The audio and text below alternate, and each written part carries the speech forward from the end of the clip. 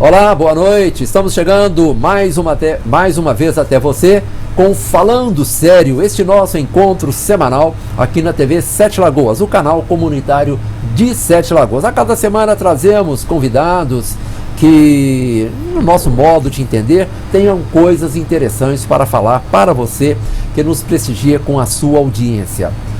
Estamos aí às vésperas do carnaval, o carnaval batendo as portas. Quer dizer, em alguns pontos do Brasil já é carnaval há muito tempo, mas oficialmente o carnaval começa no sábado. E, claro, tem o carnaval, tem desfiles, as pessoas se jogam inteiras, mas também o carnaval é momento para as pessoas cuidarem também do lado espiritual, digamos assim. E é sobre isso que nós vamos falar aqui. Recebemos aqui dois representantes da Renovação Carismática Católica em Sete Lagoas, que está mais uma vez promovendo o encontro chamado Kairós, que vai ser durante o período de carnaval no Colégio Regina Passes. Os nossos convidados de hoje, o Pedro Henrique Alves Amaral e o Carlos Magno Macedo Fernandino. Eles fazem parte da Renovação Carismática Católica em Sete Lagoas. Pedro Henrique, seja bem-vindo, obrigado pela presença e que a gente possa trazer boas informações para o público aqui. Obrigado, Rosalvo, pela oportunidade de poder estar aqui, em nome da Renovação Carismática Católica, poder divulgar e falar do Kairós, esse tempo de graça que Deus tem para cada um de nós nesse tempo de carnaval, nesses 4 dias de carnaval que a gente vai vivenciar aí na nossa cidade. Carlos Magno, eu já vou emendar uma pergunta para você. O nome, Renovação Carismática Católica. Então tá aí, católica, quer dizer, é a Igreja Católica Romana, né? E seria o quê? Seria alguma visão diferente do catolicismo? Como que é isto para a pessoa que não pertence a esse grupo, que não conhece o dia a dia de vocês? Na verdade, uma boa noite a todos que nos ouvem, né? Com muita alegria que nós estamos aqui. Rosalvo, a Renovação Carismática Católica é um movimento eclesial da Igreja. Assim como temos hoje um exemplo, os Vicentinos, temos a Legião de Maria, temos o SCC, que são os Casais com Cristo, temos também a Renovação Carismática. É a Igreja Católica em si, não fugimos nada, é um movimento fundado em cima da doutrina católica, né, da Igreja Católica, mas que atende aí a um público que se identifica com ela. Tem aquele que se identifica com os Vicentinos, tem um público que se identifica com a Legião de Maria e tem um público que identifica com a Renovação. A Renovação é um movimento mais alegre, um movimento que tem uma abertura maior com o Espírito Santo. A gente trabalha muito com o louvor, né, com as orações. Então é um movimento da igreja, dentro da igreja, mas para atender aqueles que gostariam de abrir mais o coração a Deus. Pedro Henrique, aproveitando aqui uma palavra, uma expressão que o Carlos usou, um movimento mais alegre. E quem está fora do movimento, eu, por exemplo, já ouvi pessoas dizerem assim, não, porque o pessoal ali é mais alegre, é só festa. Claro, é uma visão de quem não conhece por dentro, né? O que você diria para essas pessoas? Para as pessoas assim que não conhecem o movimento, e muitas vezes as pessoas assim, que se assustam, né, como você disse, com aquilo que no princípio. É muito festivo. É muito festivo, né? Claro, a gente tem os nossos grupos de oração, onde a gente tem a parte de louvor, né, da alegria, do acolher as pessoas que chegam com alegria, porque o Espírito Santo é alegria, né?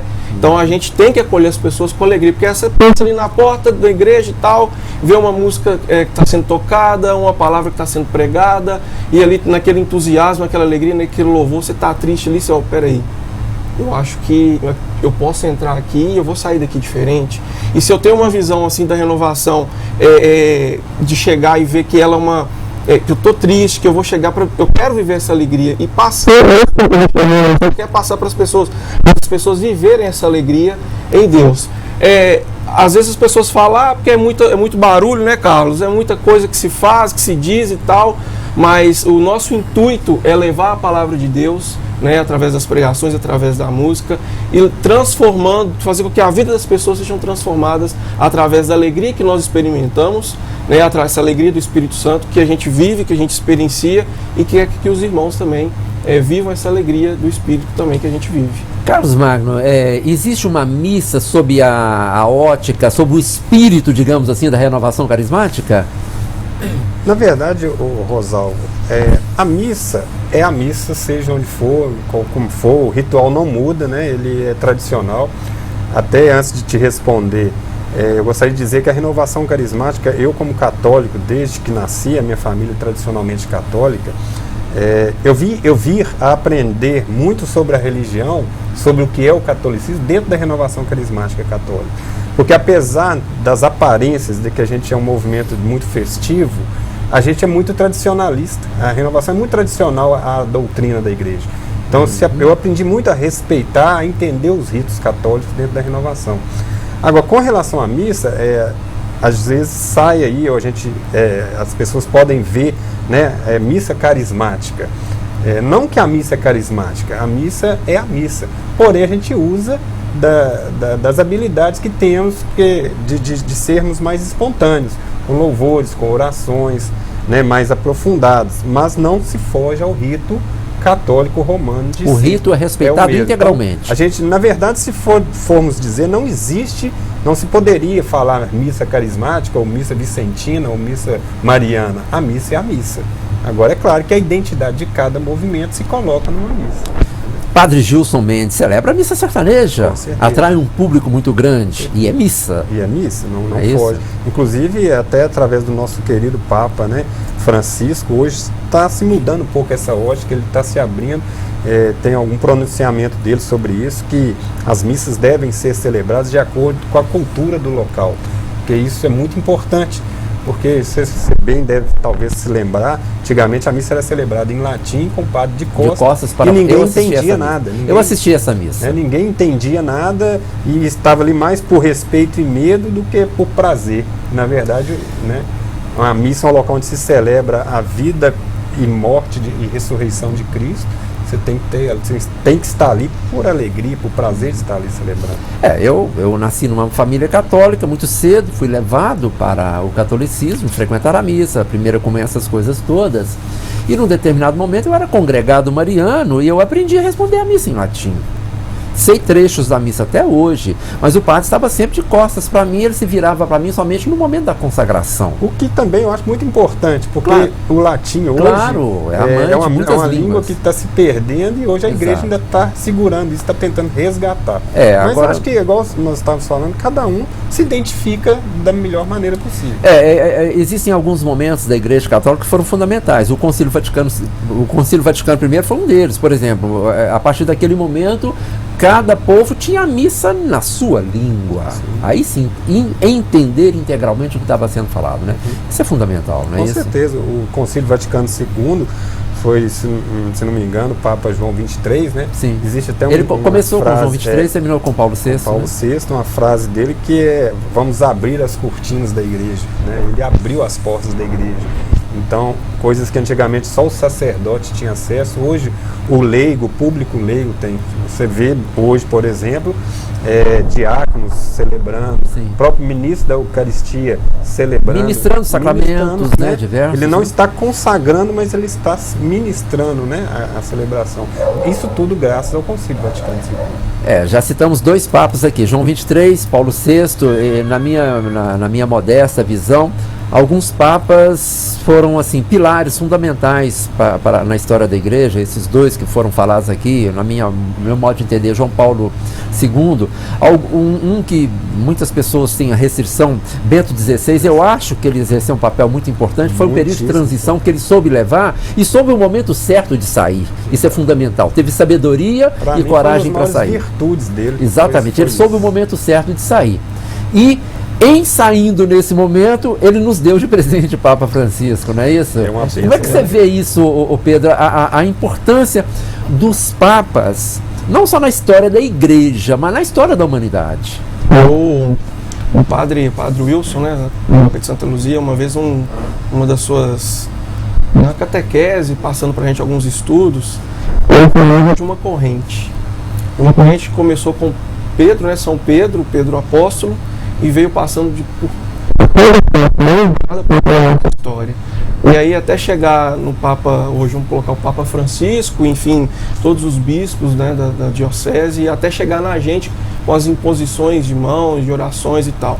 E eu vejo hoje, né, falando assim do Papa Francisco, que é um Papa que nos abraçou, que é um Papa hoje que nos acolheu, como todos os Papas na história, mas é um Papa que a gente vê assim, que todos nós católicos temos um carinho enorme por ele, pela revolução que ele vem trazendo para o nosso meio, né, de mostrar que a igreja ela precisa se abrir, que a gente não pode ficar no nosso mundo, né, fechado aqui entre quatro paredes, mas que a gente precisa sair para evangelizar, que há um mundo aí fora, né, que precisa ser evangelizado, há pessoas nas drogas, nas bebidas, enfim, que buscam a alegria, né, que a gente fala de viver a alegria em Deus, né, aquela alegria plena, aquela alegria que não passa. E em cada vez que você olha para ele, assim, o Papa Francisco, ele vem com o seu olhar trazer uma mensagem de renovação, uma mensagem transformadora para a nossa vida, né, de viver a igreja, de ser igreja católica, de ser católico e de ser evangelizador, acima de tudo, assim, de levar a palavra de Deus para as pessoas que necessitam. É interessante, se quem tem curiosidade de estudar a vida dessas pessoas que se tornaram Papa, a vida anterior à ascensão, né, à coroa de Pedro, percebe o seguinte, que aquilo é apenas uma continuação do que elas faziam antes de ser Papa, né, porque leia sobre a história de Francisco, leia sobre a história de João 23 e tantos outros. Quer dizer, ele não está fazendo porque se tornou Papa, ele está fazendo isso porque faz parte da natureza dele, não é isso? O bonito na igreja é exatamente isso, porque a pessoa não deixa de ser o que era, ela apenas recebe um título que acredito eu e acreditamos nós católicos que por inspiração do Espírito Santo, mas ele é escolhido na hora certa para aquele determinado momento. É o que eu vejo muito hoje, até o Papa Francisco, que é um Papa do povo, é um Papa humilde, um Papa simples, um Papa que está mostrando ao povo de Deus e a toda a igreja o valor da humildade, da simplicidade, e ele sempre foi assim. E no momento certo ele foi, tanto é que nas especulações, né, quando estava para ser eleito no Papa, ele era o menos cotado. Por isso que acreditamos nós que a ação do Espírito Santo. Tinha até brasileiro no páreo, né? Até brasileiros, né? E foi uma surpresa para todos nós. Então hoje, devido a tantos ataques que a igreja tem sofrido ultimamente, ele veio exatamente para mostrar que o valor da simplicidade, o valor aquilo que verdadeiramente Cristo quis mostrar, né? Que é a humildade, a alegria, a paz, saber ouvir, saber entender e levar a mensagem maior, que é o amor de Deus. Eu tive curiosidade de, assim que Francisco assumiu, ler um livro que conta a história, escrito por uma jornalista argentina. E tive a felicidade, ele foi eleito em março, e em outubro estive em Buenos Aires e fiz questão de visitar a catedral onde ele foi bispo. E lá na loja, onde vende lembranças, eu estava conversando com a funcionária, você trabalha aqui mais antes? Sim. Você conviveu com o cardeal Bergoglio? Convivi sim, mas a gente não tinha muita oportunidade de conversar com ele. Mas conversa, não, ele era isso mesmo, sempre foi esta pessoa simples, né? Então realmente isso dá um alento muito grande, né? A humildade dele, a simplicidade dele, né? Que ele mostra pra gente que a gente precisa ser assim, né?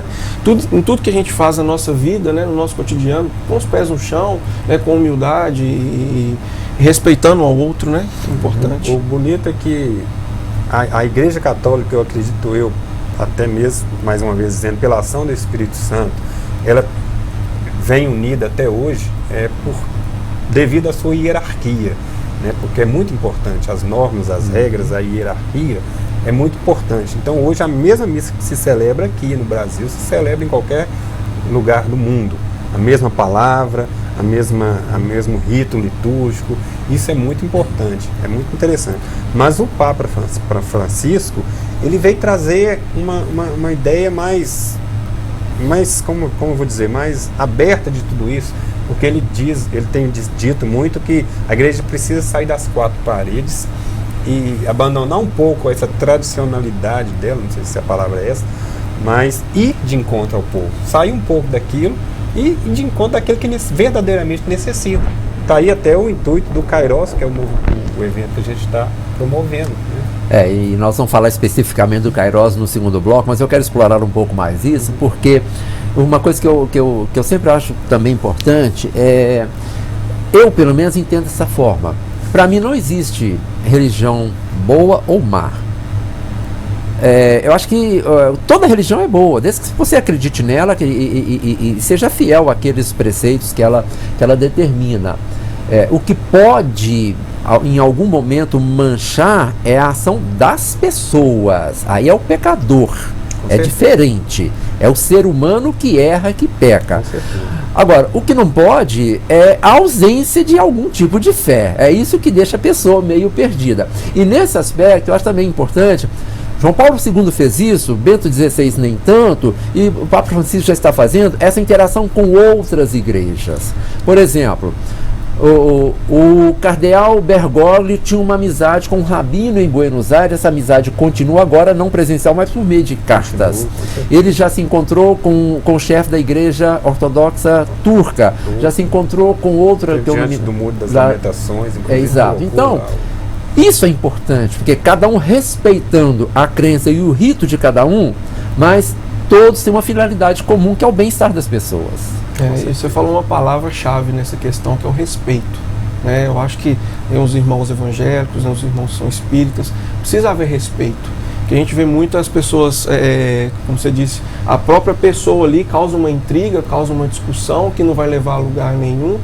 E o que mais a gente hoje precisa ter, que é isso que o Papa Francisco vem ensinando para a gente, que é de viver essa questão de estar junto com os irmãos que são de outras igrejas, são de igrejas protestantes, do espiritismo e tal, mas viver em si o respeito. Eu preciso respeitar o irmão, eu preciso respeitar o outro. Nessa essência de viver esse respeito, né, Carlos? Com certeza, né? Somos todos filhos de Deus, acreditamos no amor de Deus e...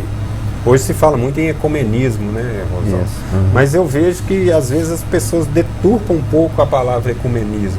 O ecumenismo é viver todas as religiões comumente, todas falando a mesma língua, mas que todas convivam com as suas diferenças, respeitando as suas diferenças e, melhor ainda, divulgando o que de comum existe entre elas.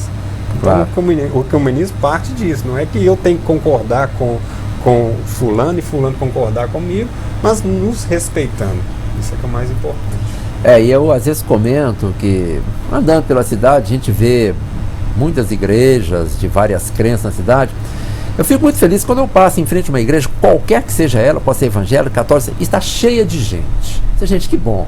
500, 1000 pessoas estão ali naquele momento, professando uma fé, acreditando em alguma coisa e fazendo o bem. Isso é muito bom. Isso é importante. Porque o que vale mesmo é o que está no coração de cada um. Na verdade, a pessoa pode ter nascido num berço evangélico, pode ter nascido num berço espírita. Quem somos nós para julgar? O que vai valer diante de Deus, na minha opinião, é o coração de cada um. É o que você traz. Então, se você tem um bem maior, se você busca um bem maior, isso vai contar mais do que as obras que você fez ou que a doutrina que você professou. Claro que cada um, eu como católico, eu defendo a minha igreja, eu quero levar a minha igreja, eu acredito na minha igreja. E quando surgem problemas, acontecem em todas as religiões, porque, como eu já falei, são homens, são pessoas que cometem falhas. Agora, uma coisa também que eu percebo como um avanço hoje, é que, de uns tempos para cá, os papas estão encarando isso e abrindo isso para o mundo, realmente, a igreja está assumindo isso e aplicando as penas que se devam aplicar. Exatamente. Isso é fundamental até para que as pessoas se sintam confortáveis a continuar ali, não é? Isso é muito importante, Rosalvo, porque uma coisa é a religião, é a doutrina em si, outra coisa é a justiça civil, a justiça. Ela tem que ser cumprida, independente de credo. A chamada justiça dos homens. A justiça. Então, assim, isso foi um passo que começou com João Paulo II e que passou pelo Bento XVI, hoje com o Francisco, que está mostrando para a sociedade que a igreja erra também. A igreja, sim, e ela tem que pagar pelos seus erros. Não é porque é um sacerdote ou um membro clerical que é imune ao erro. Se ele errou, ele tem que pagar. Ele tem que responder judicialmente perante a lei dos homens. Né? A lei de Deus, ele vai responder com certeza, mas certo. ele tem que responder aqui também. E isso é bacana, porque se dá suporte às pessoas que estão vendo isso, que estão nos acompanhando.